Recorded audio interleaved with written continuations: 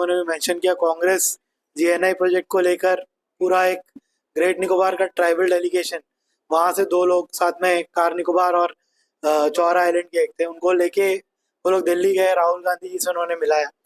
जब वो लोग वापस आए, यहाँ पे एक प्रेस कॉन्फ्रेंस हुआ था। हमने जब उनसे सवाल किया कि वो लोग कांग्रेस के साथ क्यों एंगेज कर रहे हैं, बीजेपी के साथ क्यों नहीं, तो उनका कहना ये था कि बीजेपी का कोई मतलब बड़ा लीडर या स्टेट लेवल से या नेशनल लेवल से कोई उनके साथ जो है एंगेज करने के लिए गया नहीं, उनको अप्रोच नहीं किया है।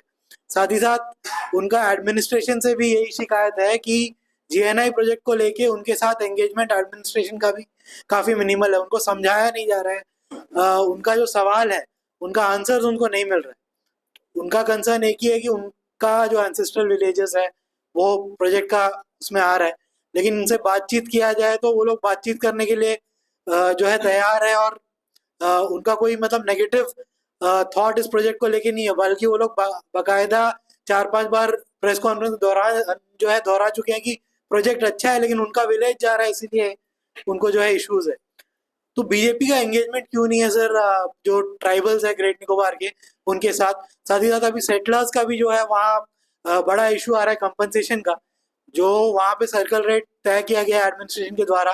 बाकायदा जीएनआई प्रोजेक्ट 2021 में पूरी तरह के फुल प्रोजेक्ट अनाउंस हुआ था, उसके बाद 2024 में आप सभी जानते हैं फिर से रीनोटिफाई किया गया सर्कल रेट, लेकिन फिर भी 113 रुपया और 131 रुपीज जो है 2 विलेजेस जिससे लैंड एक्वायर किया उसका सर्कल रेट रखा हुआ है। तो वहाँ के लोगों के साथ भी जो है एंगेजमेंट बहुत कम दिख रहा है एडमिनिस्ट्रेशन का। सिर्फ जो फॉर्मल एंगेजमेंट है जो डीएम का होना चाहिए लैंड एक्विजिशन को, वही एंगेजमेंट है, और कोई सवाल का जवाब सीधा सीधा नहीं दिया जा रहा है। तो इसमें आपका क्या कहना है सर, क्यों बीजेपी एंगेज नहीं कर पा रही? मैं अच्छी तरह समझूंगा और आपके सुझाव का मैं बहुत स्वागत करता हूँ। पत्रकारों को ऐसे ही आंसर करनी चाहिए। आपका बहुत अच्छा प्रश्न है। पहले तो मैं आपको बताना चाहूंगा, मैं प्रदेश अध्यक्ष, खुद मेरा प्रभारी आदरणीय रघुनाथ कुलकर्णी जी कैमलवे गए, हर पंचायत के लोगों से जाके, हर लोगों से मिलकर अपने जीएनआई प्रोजेक्ट के बारे में बताया, और वो टू मच कन्विंस हुए। रीजन क्या बता रहा हूँ, कारण क्या है, ये जो सोनिया गांधी जी ने जब वहां पर प्रॉब्लम शुरू की प्रोजेक्ट को लेके, और आपको मैं अच्छी तरह बताना चाहता हूँ, ये प्रोजेक्ट आज का नहीं है। आप थोड़ा, आपकी तो एज कम है, आप थोड़ा पीछे जाइए। ये राजीव गांधी जी का सपना था। राजीव गांधी जी के समय से ये प्रोजेक्ट उसमें था, लेकिन कांग्रेस पार्टी का एक चीज है, कभी कोई चीज को सही समय में इम्प्लीमेंट नहीं कर पाती। और ये रहा ट्राइबल्स लोगों का, मैं ट्राइबल्स लोगों का बहुत आदर करता हूँ, अपने खासकर अपने निकोबारी लोगों का, क्योंकि अभी वो भाजपा की तरफ अपना रुझान कर रहे हैं। आपने देखा होगा, कांग्रेस पार्टी का एक समय था 100% वोट बैंक माना जाता निकोबार में, लेकिन इस बार हमको लगभग 2600 वोट निकोबारी ट्राइबल्स लोगों ने दिया है। ये कांग्रेस पार्टी उसको लेके ज्यादा घबरा रही है, सोनिया गांधी जी भी और हमारे यहाँ की लोकल कांग्रेस पार्टी भी। देखिए, आप पत्रकार लोग हैं, पत्रकारिता के बारे में जितना आप जानते हैं मैं उसका 10% भी नहीं जानता हूँ। और मैं अगर ये दिखाना शुरू कर दूं तो मुझे पत्रकारिता के बारे में सब कुछ पता है, समझ लो मैं खुद अपने आप में बेवकूफ बन रहा हूँ। इसलिए राजनीतिक रूप में आपको उलझाया जा रहा है। एक्चुअली हकीकत यह है कि हमारा निकोबार में ट्राइबल्स लोगों में भारतीय जनता पार्टी अपनी जड़ बनाती जा रही है, जो कि कांग्रेस पार्टी उसको देखते हुए हिल रही है। आपने खुद देखा तरुण जी, 2024 में जो हमको सम्मान निकोबार में मिला है भारतीय जनता पार्टी को, हमने कभी सोचा नहीं था। इसलिए आज हमारा माइनॉरिटी मोर्चा बना है, खुद निकोबारी भाई बहनों ने आके पहल किया, हम बीजेपी ज्वाइन करना चाहते हैं। मेरे को 3 से 4 बार वहां से ट्राइबल सेल से खबर आया, हम अपने सांसद का इंतजार कर रहे हैं। मैं और मेरे सांसद जी जरूर एक दौरा करेंगे, और सर्किल रेट का मैं आपको बताना चाहता हूं, जो स्वीकार करनी बातें करेंगे। हमने खुद अमित शाह जी को 11 पॉइंट दिया है बना के, उसमें ग्रेट निकोबार का सर्किल रेट के बारे में चर्चा की है, और अमित शाह जी ने पूरा आश्वासन दिया है कि बिल्कुल आपके पॉइंट। लोखंडे जी जो होम सेक्रेटरी थे, हमारी मिनी सचिवालय में सेक्रेटरीट में उन्होंने मीटिंग की, उन्होंने खुद माना आपका कोई ऐसा पॉइंट नहीं है जो जेन्युइन नहीं है। हम अपने किसानों का, विलेजर्स का हक जितना उनके मन में है क्या है, उनकी बात को हम जरूर उठाएंगे, और मैं आपकी बात को मान्यता देते हुए जल्द ही हम उनसे फिर मिलने जाएंगे, उनकी क्या डिमांड है उनको सुनेंगे, अपनी भारत सरकार तक पहुंचाएंगे। सर, दूसरा एक क्वेश्चन टीम यूनिवर्सिटी का मैटर में, क्योंकि आप लोगों की तरफ से बहुत सारा क्लैरिफिकेशन लास्ट प्रेस में किए थे, स्टिल नगर पार्लियामेंट में, लोकसभा में इसका अपोज किया और अब इसका बात चल रहा है, तो आप इसका बारे में क्या बोलना चाहते हैं? ठीक है, देखिए, मैं किसी प्रश्न से भागना नहीं चाहूंगा, और आप लोग जो विषय रखते हो अंडमान के डेवलपमेंट के लिए रखते हो। हम भारतीय जनता पार्टी है, भारतीय जनता सांसद हमारा भारतीय जनता पार्टी के हैं, और हमारा भारतीय जनता पार्टी का अंडमान निकोबार का बहुत बड़ा सौभाग्य है कि हमको ऐसा कर्मठ ईमानदार सांसद मिला है, जो कि 24 घंटा जनता की समस्या को समाधान करता है। और मुझे नहीं लगता है पूरा देश में कोई ऐसा सांसद होगा, रात को आप 12 बजे फोन करेंगे तो 12 बजे फोन का आपका रिप्लाई देगा। उन्होंने खुद 0 आवर में उठाया है, हमको सेंट्रल यूनिवर्सिटी चाहिए, वो खुद अपना मेहनत कर रहे हैं, और हम अपने सांसद के साथ खड़े हैं। देखिए, कभी क्या होता है, कभी भी याद रखना, सिक्के के जब तक दोनों पहलू हेड एंड टेल नहीं होगा, उसको खोटा सिक्का माना जाता है। कोई चीज को हम एकदम खराब बता देना, या किसी चीज को हम एकदम अच्छा बता देना, ये बहुत बड़ा गलती होता है। कभी कभी क्या होता है, अभी देखिए, विपक्ष और पक्ष दो तरह का होता है। आज कितना भी बढ़िया बजट लाओ, हम भी अपोजिशन में रहे, हमारे नितिन गडकरी जी कई बार बोलते हैं अपोजिशन का काम होता है सही चीज को भी गलत साबित करना, लेकिन बहुत अच्छी चीज को गलत साबित करना ना कभी कभी वो भी अच्छा नहीं होता है। तो सांसद जी से मेरी अभी भी कल बात हुई थी, सांसद जी अपना काम कर रहे हैं। और जो भारत सरकार, देखिए, कभी कभी क्या होता है, मैं इस विषय में आज ज्यादा चर्चा नहीं करूंगा, कभी कभी क्या होता है कि हम लोग भी, जैसे अभी आपने खुद देखा, आपके सामने की बात है, 15 दिन पहले ऐसा हो गया जैसे मारामारी होने लगी गैस के लिए, गैस नहीं है। अभी 4 दिन पहले क्या पैनिक कर दिया कांग्रेस पार्टी ने, लॉकडाउन लगाने वाला है मोदी जी, जबकि पाकिस्तान में 2 दिन का लॉकडाउन लगना शुरू हो गया। आपने देखा होगा मीडिया में, वहां 2 दिन का लॉकडाउन लग रहा है। कई देशों की हालत यह है, श्रीलंका में 2 व्हीलर को 3 लीटर, 4 व्हीलर को 10 लीटर तेल ही दिया जा रहा है पर डे। लेकिन हमारे यहाँ जाइए, आप 100 लीटर लीजिए, 200 लीटर लीजिए, अपना टैंकी फुल कराइए, अभी तक कोई भारत सरकार ने कमी नहीं आने दी है। लेकिन मैं आपको ये भी बताना चाहता हूँ, पत्रकार बंधुओं, हाथ जोड़ के विनती करके बताना चाहता हूँ कि हमारे देश भी एक देश है। क्यों? हमारे देश में अनाज की कोई कमी नहीं है। हमारे यहाँ अगर एक साल भी युद्ध चलता रहेगा तो हम भूखे मरने वाले नहीं है। लेकिन आप अच्छी तरह जानते हैं, हमारा पेट्रोलियम प्रोडक्ट जो है, हम दूसरे देशों के ऊपर में 80% निर्भर हैं। और ये युद्ध अगर लंबा चलेगा तो समस्या हमारे यहाँ भी आएंगी। मैं अगर ये बोल दूं आज कोई समस्या आने वाली नहीं है, ये युद्ध अगर और 1-2 महीना चला तो फिर समस्या तो आएंगी।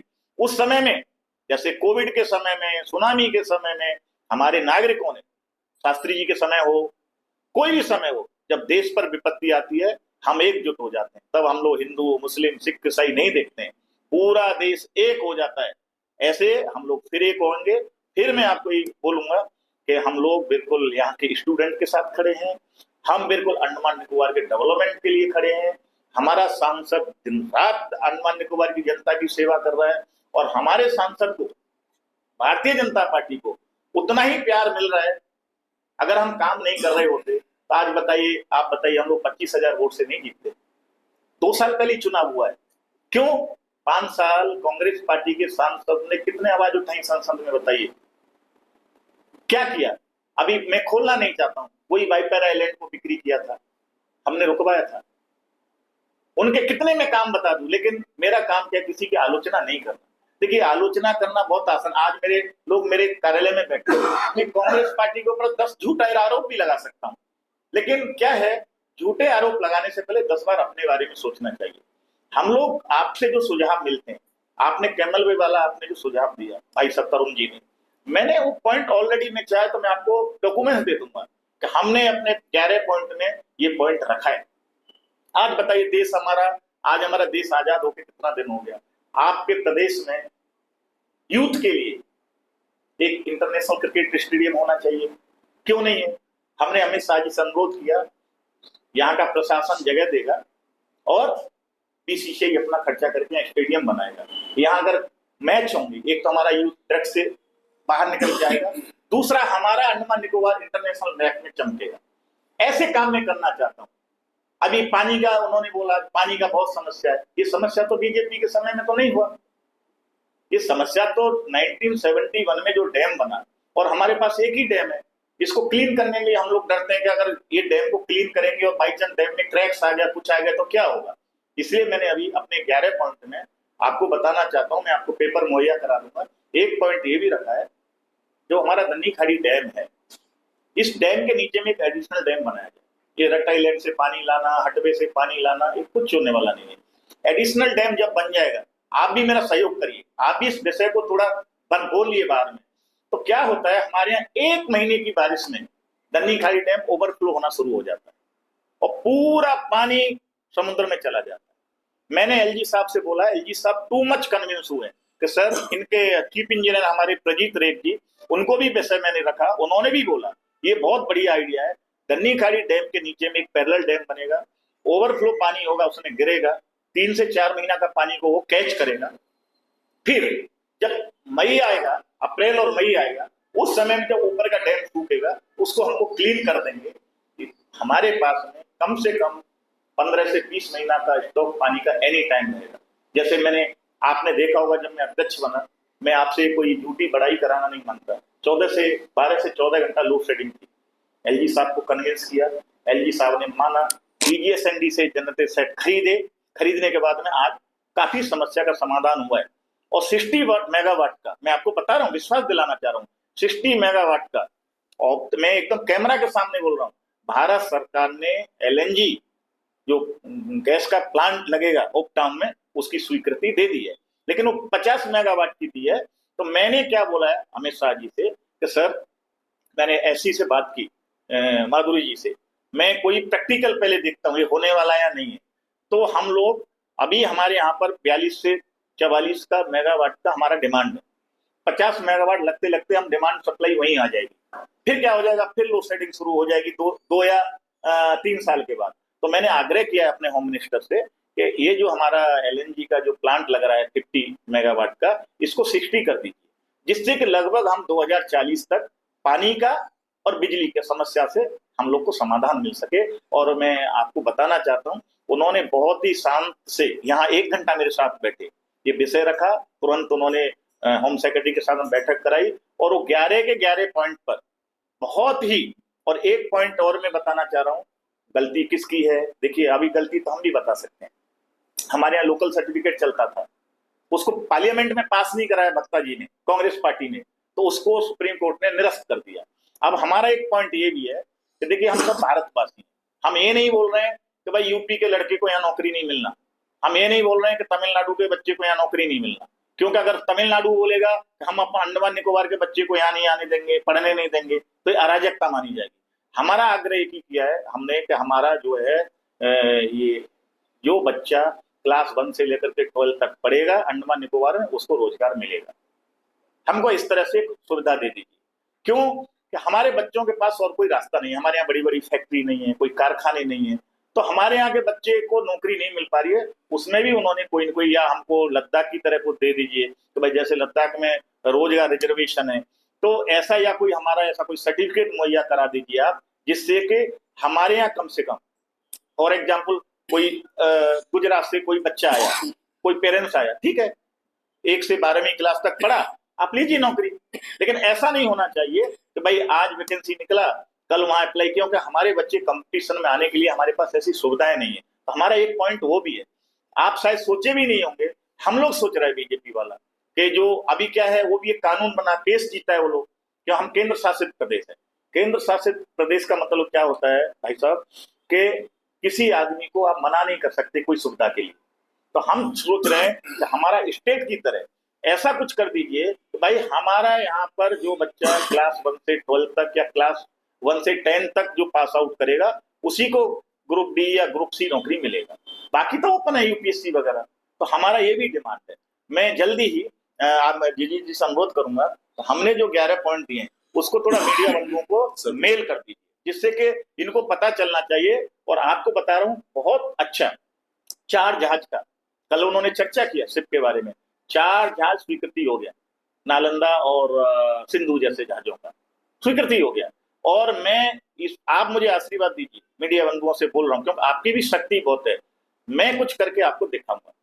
4 जहाजों को जल्दी से जल्दी यहाँ पर सप्लाई करवाऊंगा, ये एलएनजी गैस प्लांट को भी जल्दी से जल्दी, और हमारा जो मेरिन ड्राइव रोड है इसको भी लास्ट मंथ इसमें फरवरी में स्वीकृति मिल गई है, मेरिन ड्राइव रोड की भी।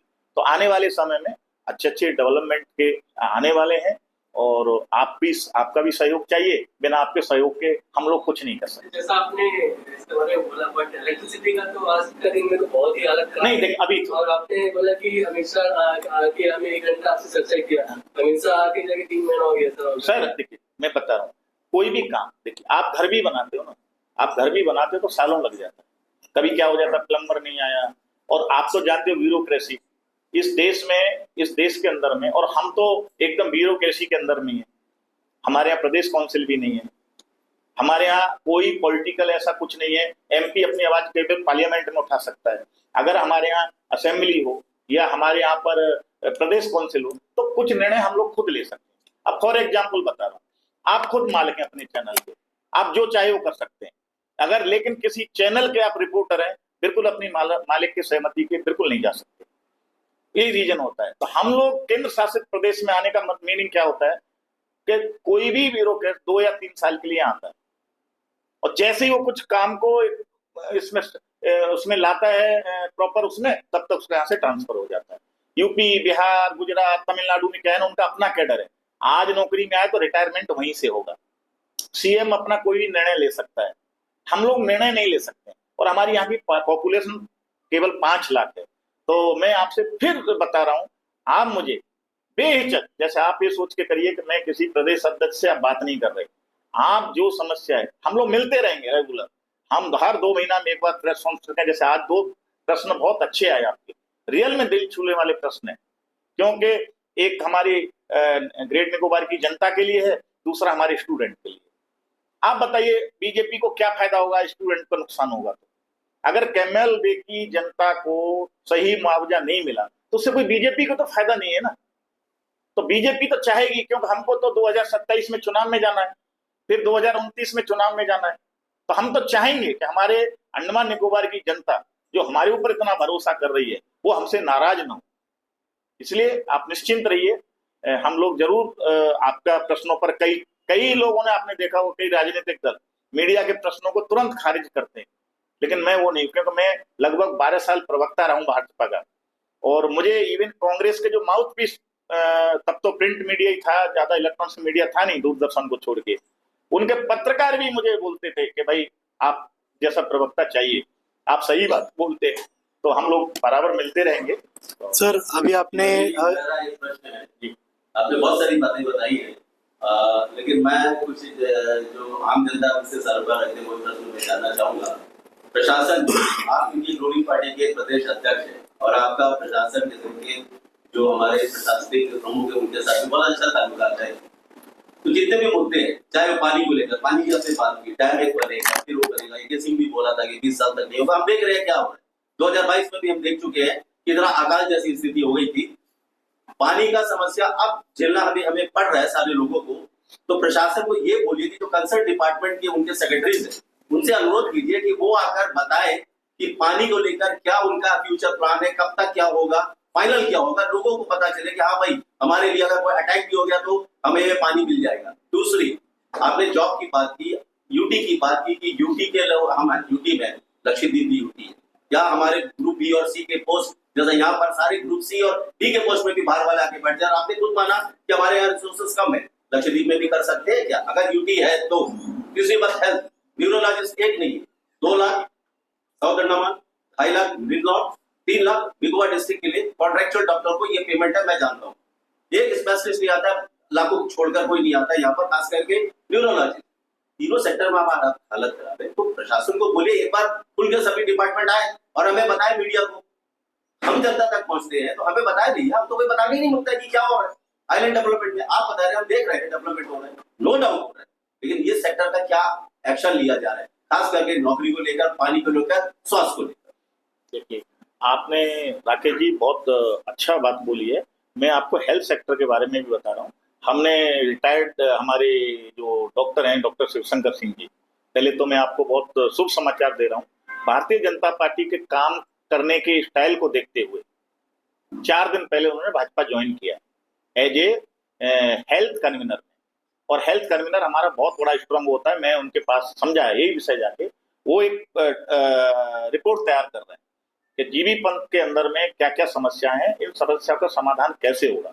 मेरा हेल्थ मिनिस्टर जी से बात हुआ, नड्डा जी से, उन्होंने मुझे खुद बोला आप क्या करने से क्या होगा। देखिए अभी मैं आपसे पूछूं भाई क्यों हो रहा है, तो हमको इसका समाधान कैसे हो सकता है। डॉक्टर शिवशंकर सिंह जी इस चीज को तैयार कर रहे हैं, आपके तो उनसे अच्छे संपर्क है, आप पूछिए। 3-4 दिन पहले मैंने उनको बोला, उन्होंने तैयार हुए हैं, एक मुझे पूरा नोट बना के देंगे, उस नोट को ले जाके हम वहां जाएंगे। भाई ये अंडमान के लिए, क्योंकि एक जमाने में हमने ये भी देखा है कि बहुत अच्छा ट्रीटमेंट था, सब कुछ था, लेकिन ये प्रॉब्लम कहाँ रही है।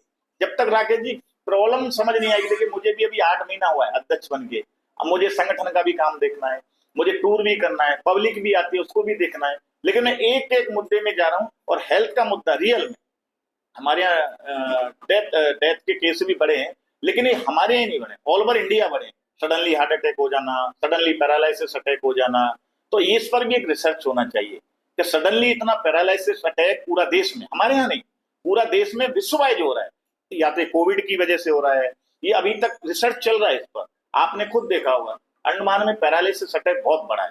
तो ये हमारे पास एक नोट आ जाएगा, इस नोट को लेके हम हेड ऑफ डिपार्टमेंट एलजी साहब से भी मिलेंगे और हम लोग अपने हेल्थ मिनिस्टर से भी मिलेंगे। आपने प्रदेश काउंसिल और असेंबली के बारे में चर्चा किया, तो सर अभी बीजेपी क्या किसी तरह का स्टेप ले रहा है कि आप सेंट्रल गवर्नमेंट को कन्विंस कर सके कि अंडमान निकोबार में प्रदेश काउंसिल ऐसा अभी हमारे इस 11 पॉइंट में नहीं है, लेकिन अगला स्टेप हमारा यही है कि हम यहाँ पर कोई ऐसा सेटअप चाहते हैं जैसे कि कुछ निर्णय लेने की क्षमता हमारे लोगों के हाथ में हो। हर चीज हम लोग डिपेंड हो जाते हैं मुख्य भूमि के ऊपर में, होम मिनिस्ट्री में फाइल गया है कि हेल्थ मिनिस्ट्री में फाइल गया है। पहले सेटअप बहुत अच्छा था, लेकिन अगर बोला जाए तो देखिए मैं बोलना इसलिए नहीं चाहता हूँ, शायद अच्छा नहीं लगेगा, क्योंकि हम लोग सब भाई भाई हैं। खत्म किसने किया?